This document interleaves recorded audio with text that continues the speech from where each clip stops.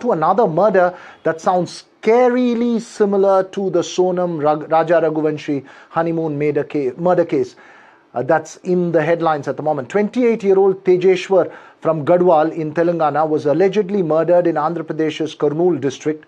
His family has alleged that the police are probing if it was his wife, who he married just a month ago, who plotted the murder. The police suspect that the wife could have plotted the murder with another man, one she was allegedly in a relationship with. They suspect that the two of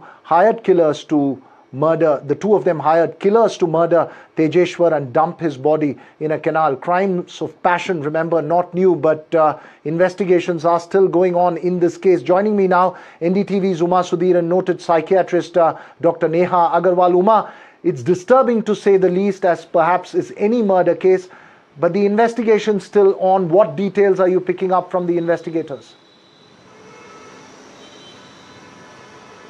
So I've spoken to the district police chief there, T. Srinivas Rao, and he has said that this girl was supposed to have been married to Tejeshwar in the month of February. She in fact went absconding at that time, and subsequently she came back and she said that she had been worried about dowry being given by her mother for the marriage, and therefore she had gone away because the mother was unable to pay. And she in fact told him that she is very interested in him romantically and interested in getting married to him, and therefore their marriage happened on the 18th of May. The brother of Tejeshwar, who is Tej Vardhan, has in fact he first lodged the complaint to the police saying that Tejeshwar had gone missing from the 17th of June onwards, and that they suspected the hand of the wife because they knew earlier, or they had suspicion, or there were rumors that she was in an affair with a bank manager in Kurnool district, and she had had about 2,000 phone calls just in the last 4 months. She had continued to be talking to him even after she got married to Tejeshwar, who himself is a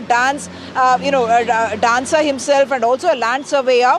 And what they have done is this bank manager, actually 3 people come to him for a loan application, and he gives them an offer of becoming hired assassins and sends them on this mission, paying them 2 lakh rupees. And Tejeshwar is taken from his home on the pretext of surveying a particular land deal. And when they are going in the car, that's when they slit his throat open and then stab him as well. And then they're supposed to dispose of the body in a particular layout that the bank manager had told them about. But because there is movement there, they throw it in a canal, and subsequently the police found it because they followed both the CCTV footage of the car as well as the cell phone signals of Tejeshwar. And by the time the body was found 4 days later, it was putrefied. It was the tattoo on the hand of Tejeshwar that said Amma in Telugu that was used to identify that it was indeed him. Subsequently, they have the police investigation has shown that the bank manager, Thirumal Rao, already married for 8 years, and he had had an affair with the mother of Aishwarya as well. And Aishwarya and Thirumal Rao had in fact planned and executed this entire murder by hiring the assassins, and they had even got themselves tickets to run away to Ladakh afterwards. He had borrowed 20 lakh rupees, of which 2 lakh rupees he paid to the assassins, and 18 lakh rupees they were going to take away with them and escape to Ladakh. But yes, the police caught up with them in good time. And the shocking aspect is how these people imagined that they would get away literally with murder. That's what the SP told me. Right. Right, the impunity with which it's planned. Dr. Neha, crimes of passion, not really new. One has seen this before. But what's really the impact? Because it is disturbing, to say the least, cases of this nature coming out in full public glare. What's really the psychological impact one needs to be careful about? Perhaps these are cases which needs to be dealt with at a mass level. They're coming out in the fore and getting sensationalized. What's the impact of that? I would say this is less of crime of passion, but a premeditated murder. Crime of passion mostly comes out suddenly after a rageful incident. These seem to be more of malicious intent, and I don't know how these people think that they can get away with this. Maybe they have some personality traits which make them feel entitled. They have some borderline personalities. They have lack of remorse.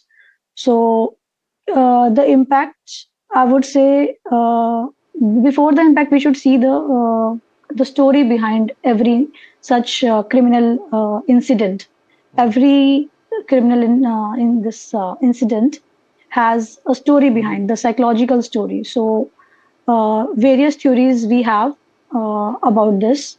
There could be antisocial borderline traits in these perpetrators, and we need to look more into it as a society. We should try to understand their psychological viewpoint, their mindset, and then only we can prevent such happenings. Right.